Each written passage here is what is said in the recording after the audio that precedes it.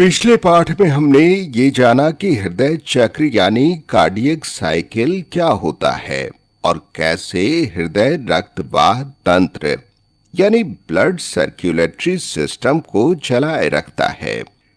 सामान्यतः सभी हृदय के चैम्बर रक्त लेने के बाद सिकुड़ जाते हैं जिससे कि रक्त बाहर निकल पाए। उदाहरण के तौर पर जब अतरीय मांसपेशियां आराम से होती हैं तब रक्त उनके अंदर आता है और जब मांसपेशियों की सिकुड़न की वजह से वे छोटी हो जाती हैं तब वे वेंट्रिकल में रक्त को ढकेल देती हैं। ऐसा ही वेंट्रिकल में भी होता है। जब वे आराम से होती हैं तब रक्त उनके अंदर आता है और सिकुड़ने पर वे सारा रक्त धमनियों यानी आर्टरीज में भेज देते हैं। यह असल में बहुत आसान है। वह अवस्था जब हृदय की मांसपेशियां आराम करती हैं और हृदय के चैम्बर को रक्त से भर देती हैं। इस अवस्था को डायस्टोल अवस्था या डायस्टोल फेज कहते हैं। तो हम यह कह सकते हैं कि डायस्टोल हमें उस समय के बारे में बताता है जब वेंट्रिकल आराम से होते हैं, मतलब उनमें सिकुड़न नहीं आ रही है। इस अंतराल में रक्त बाएं एट्रियम से बाएं वेंट्रिकल में और दाएं एट्रियम से दाएं वेंट्रिकल में जाता है और धमनी का संकुचन यानी सिस्टोल वो अवस्था है जो हृदय चक्र के संकुचन के बारे में बताती है। हृदय के चैम्बर में सिस्टोल होने से चैम्बर से रक्त बाहर आकर रक्त वाहिका यानी ब्लड वेसल्स में चला जाता है।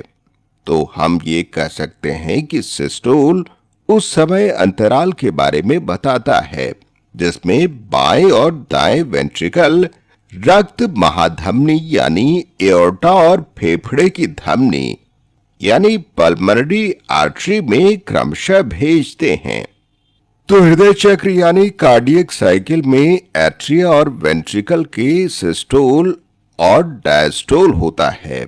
सामान्यतः पूरी प्रक्रिया 0.8 सेकंड्स में खत्म हो जाती है। तो याद रखिएगा, डायस्टोल हृदय चक्र का वो भाग है जिसमें हृदय दोबारा भर दिया जाता है, जिसके बाद आता है सिस्टोल यानी सिकुड़न। और सिस्टोल होता क्या है? सिस्टोल धड़कन की वो अवस्था है जब हृदय की मांसपेशियां संकुचित हो जाती हैं और रक्त को चैम्बरों से धमनियों में ढकेल देती हैं। एक एट्रियल सिकुड़न या सिस्टोल के लिए 0.11 से लेकर 0.14 सेकंड्स लगते हैं, लेकिन वेंट्रिकल की सिकुड़न यानी डायस्टोल को 0.27 से लेकर 0.35 सेकंड्स लगता है। अब हमें अपने हृदय से यह किसकी लयबद्ध आवाज सुनाई देती है? यह आवाजें वाल्व के बंद होने की वजह से होती है। जैसे कि हम जानते हैं, वाल्व रक्त को विपरीत दिशा में बहने से रोकती है। अब पहली हृदय की आवाज जो सुनाई देती है वह एट्रियोवेंट्रिकुलर वाल्व के बंद होने से होती है, यानी माइट्रल और त्रिकपर्दी वाल्व। जब वेंट्रिकल सिकुड़ते हैं, मानी हुई बात है कि रक्त पीछे एट्रिया में जाने की कोशिश करता है, मगर एट्रियोवेंट्रिकुलर वाल्व इसे रोकने की कोशिश करता है। इसकी वजह से हृदय की पहली ध्वनि सुनाई देती है। पहली हृदय की ध्वनि को लब कहते हैं, जिसे हम S1 से दर्शाते हैं। दूसरी हृदय की ध्वनि होती है डब। यह महाधमनी वाल्व और फेफड़े की धमनी की वाल्व के बंद होने से होते हैं। ये महाधमनी और फेफड़े की धमनी या पल्मोनरी आर्टरी से रक्त वापस वेंट्रिकल में जाने से रोकती है। जब महाधमनी या फेफड़े की धमनी से रक्त वापस वेंट्रिकल में जाने लगता है तो ये दोनों वाल्व बंद हो जाती हैं, जिसकी वजह से डब की आवाज आती है। हृदय की यह दूसरी आवाज को S2 से दर्शाते हैं और जैसे कि हम जानते हैं इसे डब कहते हैं।